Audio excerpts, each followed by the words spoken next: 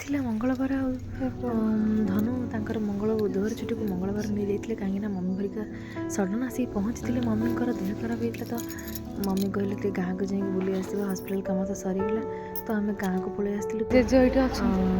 ସକାଳୁ ସକାଳୁ ଶୁଣିଥିଲା ବେଳକୁ ମାଆଙ୍କ ଆମର ଗ୍ରାମ ଦେବତୀଙ୍କର ଶୁଣାଗଲା କି ଖସି ପଡ଼ିଛନ୍ତି ବୋଲି। ଆମେ ଟିକେ ଦର୍ଶନ କରିବା ପାଇଁ ଯାଇଥିଲୁ, ଦେଖିଲା ସବୁ ଠିକ୍ ଠାକ୍ ମାଆଙ୍କୁ ପୁରା ସଜାଇକି ରଖାଯାଇଥିଲା। ଆଉ ଲୋକ ସବୁ ଭିଡ଼ ଆମେ ସେଠି ଦର୍ଶନ କରିକି ଆସିଲୁ।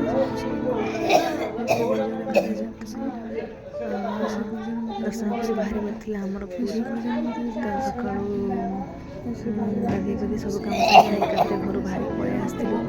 ସେଠି ବାହାରେ ଦର୍ଶନ କରିକି ଆମେ ଏକାଥରେ ପୁରୀ ଯାଉଥିଲୁ। ତ ପୁରୀ ବାହାରିବା ବାଟରେ ମମିଙ୍କର ସଡନ୍ କହିଲେ ନାଇଁ ଚାଲ କହୁନାହାନ୍ତି ଟିକେ ମାଆଙ୍କୁ ଦେଖା କରିକି ଆସିବେ। ଆମକୁ ମନେ ପକଉନାହାନ୍ତି ତ ବୋଉଙ୍କୁ ମାନେ ଜେଜେମାଙ୍କୁ ଦେଖା କରିବାକୁ ପକଉଛନ୍ତି। ହଁ ହଁ ହଁ ରୂପା ଏଇ ଡାକୁଛନ୍ତି ତମକୁ, ଏଇ ଡାକୁଛନ୍ତି। ବସୁନୁ ସେ ରୂପା ରୂପା ନା ବସୁନୁ। ତୁ ବସୁନୁ। ଘଣ୍ଟା କଣ ହେଇଯାଉଛି? ବାନ୍ତି ଚାଲୁନୁ ଜାଣିଛୁ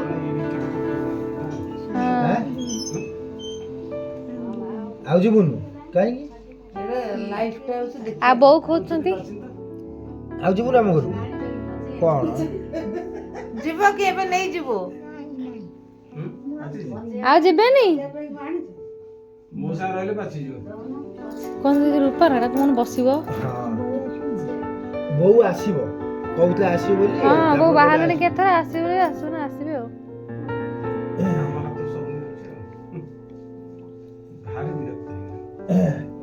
ବସୁନ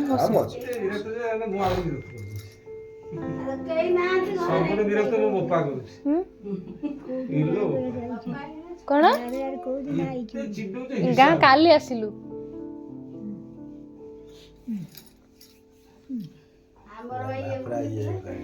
ରୋଷେଇ କରି ଖାଇକି ଯିବ। 5 ମିନିଟ୍ ରାସ୍ତା କଥା ନୁହଁ, ସିଏ ମୁକୁଳିଆ ହେଇଯାଇଛି। 6 ମାସ ସବୁଦିନ କହୁଛି। ମତେ ଆର ବୁଧବାର କହିଥିଲା ଆଜି ଆକ୍ଚୁଆଲି ଆସିବା କଥା ବୋଉ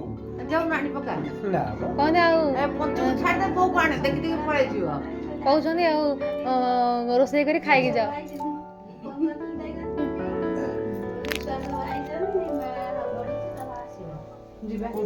ଦେଖିବା କଥା ଆଉ କଣଟା। ବହୁତ ଦିନ ହେଲାଣି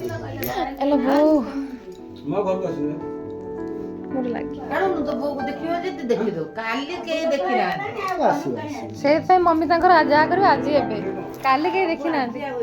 କାଲି କେହି ଆମେ ଆର ବୁଧବାର ଆସିଥିଲେ ଏଠି କେତେ ଯାଇଥିଲେ। ଆର ବୁଧବାର ସେଦିନ ଆସୁଥିଲା ବେଳକୁ ବୋଉ କହିଲେ ମୁଁ କହିଲି ଏବେ ତରତର ମୁଁ ସାଡ଼କୁ ଯିବି, ମଙ୍ଗଳବାର ଆସିବି ଦେଖିବା ମଙ୍ଗଳବାର ଗୋଟା ବୋଉ ଆସିନି, ଆଉ ଗୋଟେ ବୋଉ ଆସି ପହଞ୍ଚିଲେ ସିଏ ଆସୁଛି। ବସିଲେ ବସିଲେ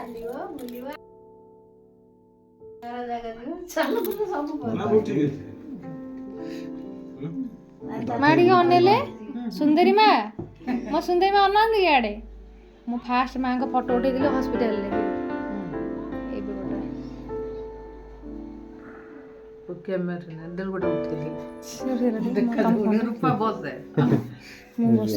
ସେଲ୍ଫି ଉଠିଲା।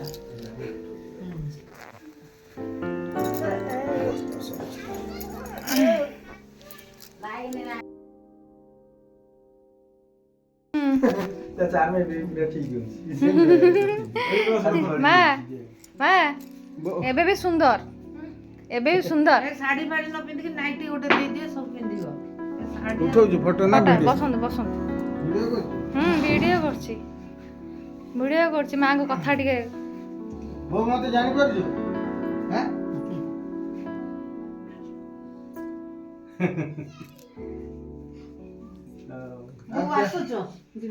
କିଛି ଆଉ ହଉନି, ପେଟକୁ ଆଉ ଯାଉନି।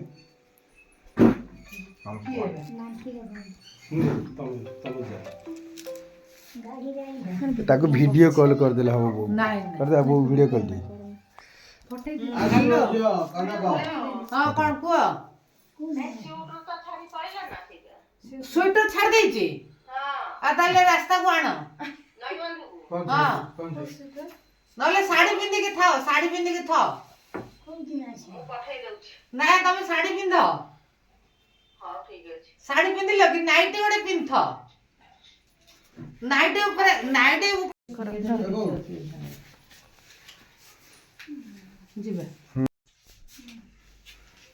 ନା ଚୁଟି କାଟି ଦେଇଛୁ ହଁ କରତି ସ୍ୱେଟରଟା ଛାଡ଼ି ଦେଇଛି ଦେଖିଲୁ କୋଉଟା କଳାଟା କି ହଁ ଛାଡ଼ି ଦେଇଛ ହଉ ଚାଲ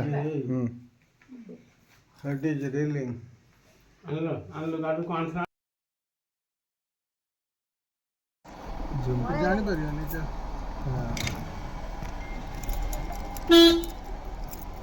ଜାଣିପାରିବ ଇଏ ରବିଶ୍ରୀ ରୂପା ହଁ ସବୁ ମୋଟା ଏଇ ପୁରା ବାହାରୁ ପଳେଇଲେ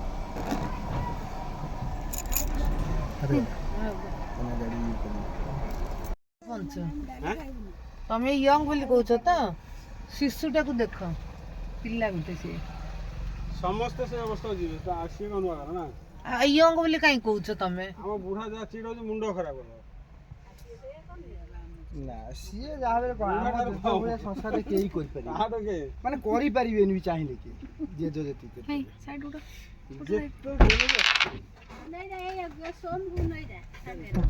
ଯିବୁ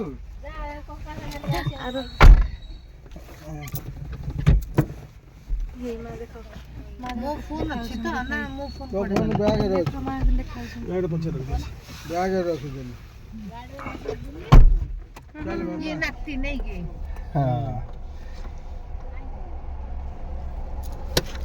ଆସିଲି ତାପରେ ଆମେ ପୁରୀ ବାହାରି ଯାଇଥିଲୁ ସେତେବେଳକୁ ପାଖାପାଖି 12ଟା ବାଜି ଯାଇଥିଲା ତ ଚାଲିଲୁ ଆମେ ପରିବାର ବି ଥିଲା ଆଉ ମମିଙ୍କର ତ ସଡନ୍ ଡିସିସନ୍ କେତେବେଳେ କୁଆଡ଼େ ଯିବେ ଡିସିସନ୍ ସାଙ୍ଗେ ସାଙ୍ଗେ କହିବେ ନା ମୁଁ ଆଜି ଯିବି ତ କିଛି ଭରସା ନାହିଁ ତ ଆମେ ପୁରୀ ବାହାରିଲୁ ବାଟ ମଙ୍ଗଳା ମାଆଙ୍କ ମା ବାଟରେ ମାଆଙ୍କୁ ଦର୍ଶନ କରିବା ପାଇଁ ତ ବଢ଼ିଆ ସେ ଦର୍ଶନ ଜୟ ମା ବାଟ ମଙ୍ଗଳା ସମସ୍ତଙ୍କ ମଙ୍ଗଳ କରନ୍ତୁ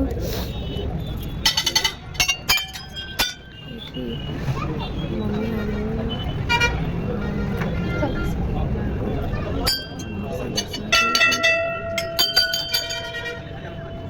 ଟିକେ ପଇଡ଼ ପିଇବାକୁ ଇଚ୍ଛା ହେଲା ତ ଗାଡ଼ିରୁ ଓହ୍ଲେଇଲୁ ପଇଡ଼ ପିଇବା ପାଇଁ ତ ମମିଙ୍କର ପଇଡ଼ କ'ଣ ପିଇବେ ତାପରେ ଚାହା ପିଇବାକୁ ଇଚ୍ଛା ହେଲା ତ ଚାହା ବୋତଲ ପିଇଲା ଚାହା ପିଇଲି ଆଉ ଚାହା ଖୋଜିକି ବାହାରିଲେ ଚାହା ଷ୍ଟଲ୍ ଖୋଜା ହେଲା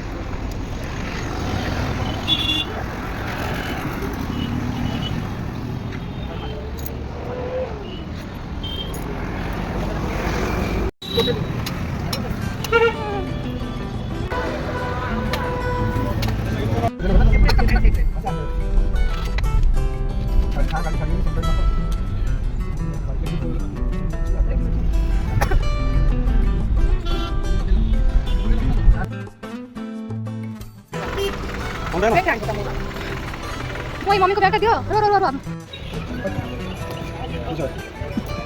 आलो बाबू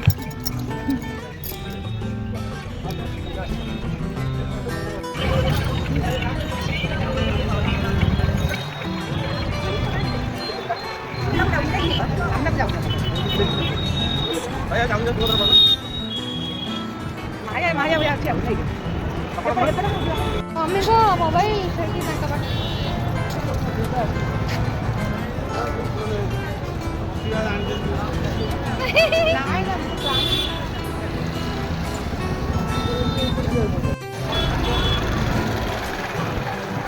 ना ये ठियानी भाई अना अना एडी पे मंदिर देखा जे ठियानी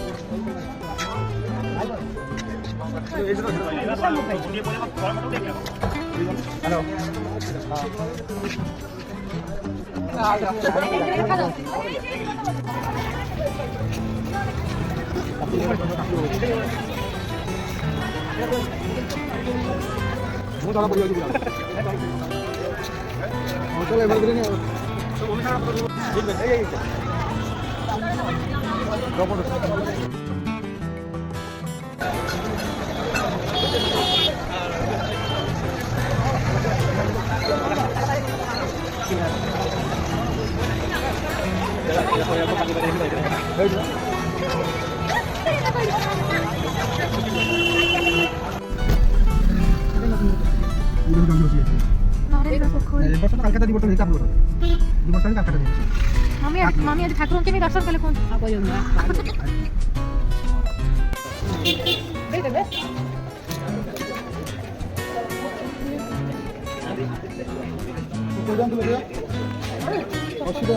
কোন জানি না চারটা দেবো 80 টাকা চারটা দেবো 80 টাকা না কোন মামি কইলে এটা না এটা দেবো যাই দাও মামি দেবো আরে আর সেই দিটা এই দিটা আসো চারজন চারটা ছিল আমার চারজন এটা দি মামি কইলে দিটা দেবো বাবা ওটা 40 40 80 টাকা ওটা দেবো 40 ওটা 40 দুয়া গিয়ে দিব এটা না মন্দালা ওটা মামি ওটা নিয়ে গেলেন বুঝা মানে হে প্রভু এইদিকে একটা কিয়া লাইন দিয়ে দিও তো দিয়ে দেবে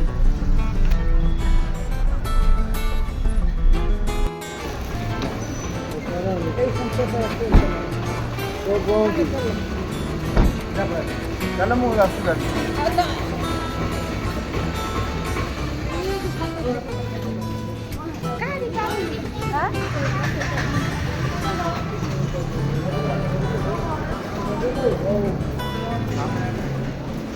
जिंदगी एक सफर है सुहाना यहाँ कल क्या हो किसने जाना जिंदगी एक सफर है सुहाना